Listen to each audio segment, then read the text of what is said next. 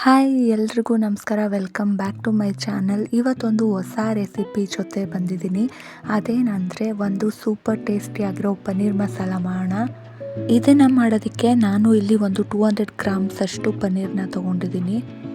2 ಈರುಳ್ಳಿ, 3 ಟೊಮೊಟೊ, ಹಸಿಮೆಣಸಿಕಾಯಿ, ಹಾಗೆ ಸ್ವಲ್ಪ ಗೋಡಂಬಿ, ಚಕ್ಕೆ, ಲವಂಗ ಹಾಗೆ ಏಲಕ್ಕಿ ತೊಗೊಂಡಿದ್ದೀನಿ. ಮೊದಲಿಗೆ ಪನ್ನೀರನ್ನ ಈ ಥರ ಸ್ಲೈಸಸ್ ಆಗಿ ಕಟ್ ಮಾಡ್ಕೋಬೇಕು.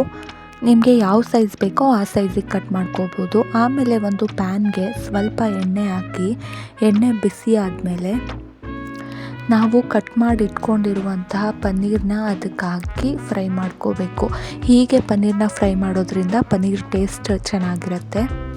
ಪನ್ನೀರ್ ಚೆನ್ನಾಗಿ ಫ್ರೈ ಆದಮೇಲೆ ಅದನ್ನು ಒಂದು ಪಕ್ಕಕ್ಕೆ ಎತ್ತಿಟ್ಕೊಂಡು ಅದೇ ಪ್ಯಾನ್ಗೆ ಮತ್ತೆ ಇನ್ನೊಂದು ಸ್ವಲ್ಪ ಎಣ್ಣೆ ಹಾಕಿ, ಎಣ್ಣೆ ಬಿಸಿ ಆಗ್ತಾ ಇದ್ದ ಹಾಗೆ ನಾನು ಆಗಲೇ ತೋರಿಸಿದಂಥ ಸ್ಪೈಸಸ್ ಅಂದರೆ ಚಕ್ಕೆ, ಲವಂಗ, ಏಲಕ್ಕಿ, ಅದ್ರ ಜೊತೆಗೆ ನಿಮಗೆ ಖಾರಕ್ಕೆ ತಕ್ಕ ಹಾಗೆ ಹಸಿಮೆಣ್ಸಿಕಾಯಿನ ಹಾಕಿ ಫ್ರೈ ಮಾಡ್ಕೋಬೇಕು. ಹಸಿಮೆಣ್ಸಿಕಾಯಿ ಫ್ರೈ ಆಗ್ತಿದ್ದ ಹಾಗೆ ಕಟ್ ಮಾಡಿಟ್ಕೊಂಡಿರೋ ಈರುಳ್ಳಿನ ಹಾಕಬೇಕು. ಈರುಳ್ಳಿ ಸ್ವಲ್ಪ ಚೆನ್ನಾಗಿ ಫ್ರೈ ಆದಮೇಲೆ ಅದಕ್ಕೆ ಹೆಚ್ಚಿಟ್ಕೊಂಡಿರುವಂತಹ ಟೊಮ್ಯಾಟೊನೂ ಹಾಕಬೇಕು. ಎಲ್ಲನೂ ಒಂದ್ಸಲ ಚೆನ್ನಾಗಿ ಮಿಕ್ಸ್ ಮಾಡ್ಕೊಳ್ಳಿ, ಅದು ಚೆನ್ನಾಗಿ ಫ್ರೈ ಆಗುತ್ತೆ.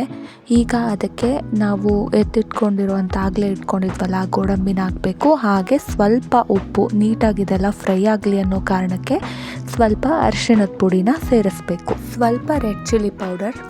ಟೊಮ್ಯಾಟೊ ಫುಲ್ಲು ಫ್ರೈ ಆಗಿ ಸಾಫ್ಟ್ ಆಗೋವರೆಗೂ ಚೆನ್ನಾಗಿ ಫ್ರೈ ಮಾಡ್ಕೋಬೇಕು. ಟೊಮ್ಯಾಟೊ ಸಾಫ್ಟಾಗಿ ಬೆಂದಮೇಲೆ ಗ್ಯಾಸ್ ಸ್ಟವ್ನ ಆಫ್ ಮಾಡಿ ಇದೆಲ್ಲ ತಣ್ಣಗಾಗೋದಕ್ಕೆ ಬಿಡಬೇಕು. ಎಲ್ಲನೂ ಸ್ವಲ್ಪ ಹೊತ್ತಲ್ಲಿ ತಣ್ಣಗಾಗುತ್ತೆ. ಆಮೇಲೆ ಮಿಕ್ಸಿ ಜಾರ್ಗೆ ಎಲ್ಲನೂ ಹಾಕ್ಕೊಂಡು ಪೇಸ್ಟ್ ಮಾಡ್ಕೋಬೇಕು. ಆಮೇಲೆ ಮತ್ತೆ ಇನ್ನೊಂದು ಪ್ಯಾನ್ನ ಇಟ್ಟು ಅದಕ್ಕೆ ಸ್ವಲ್ಪ ಆಯಿಲ್ ಹಾಕಿ ಸಣ್ಣದಾಗಿ ಹೆಚ್ಚಿಟ್ಕೊಂಡಿರುವಂತಹ ಈರುಳ್ಳಿನ ಹಾಕಬೇಕು. ಈರುಳ್ಳಿ ಚೆನ್ನಾಗಿ ಫ್ರೈ ಆದಮೇಲೆ ನಾವು ರುಬ್ಬಿಟ್ಕೊಂಡಿರುವಂತಹ ಮಸಾಲೆನ ಇದಕ್ಕೆ ಸೇರಿಸ್ಕೋಬೇಕು.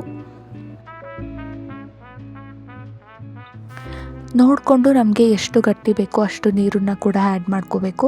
ರುಚಿಗೆ ತಕ್ಕಷ್ಟು ಉಪ್ಪನ್ನ ಸೇರಿಸ್ಕೊಳ್ಳೋಣ. ಈಗ ಇದು ಚೆನ್ನಾಗಿ ಮಿಕ್ಸ್ ಆಗಬೇಕು. ಸ್ವಲ್ಪ ಹೊತ್ತು ಮುಚ್ಚಿಡೋಣ. ಆಮೇಲೆ ಇದಕ್ಕೆ ಸ್ವಲ್ಪ ಫ್ರೆಶ್ ಕ್ರೀಮ್ನ ಸೇರಿಸ್ತಿದ್ದೀನಿ.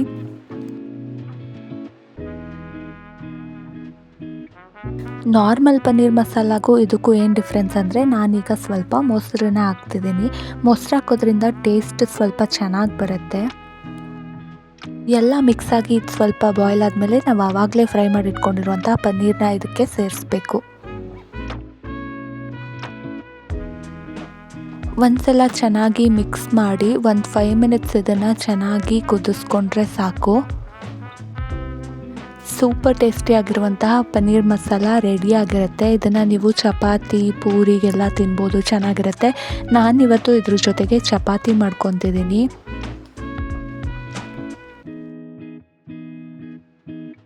ಸೊ ನೋಡಿದ್ರಲ್ಲ ಸೂಪರ್ ಟೇಸ್ಟಿಯಾಗಿರುವಂತಹ ಪನ್ನೀರ್ ಮಸಾಲಾನ ಹೇಗೆ ಮಾಡೋದು ಅಂತ. ಇದು ಇವತ್ತಿನ ರೆಸಿಪಿ ಆಗಿತ್ತು. ಇದೇ ಥರ ಮತ್ತೆ ಇನ್ನಷ್ಟು ಹೆಚ್ಚಿನ ರೆಸಿಪೀಸ್ಗಾಗಿ ನನ್ನ ಚಾನಲ್ನ ಸಬ್ಸ್ಕ್ರೈಬ್ ಮಾಡಿ. Thank you.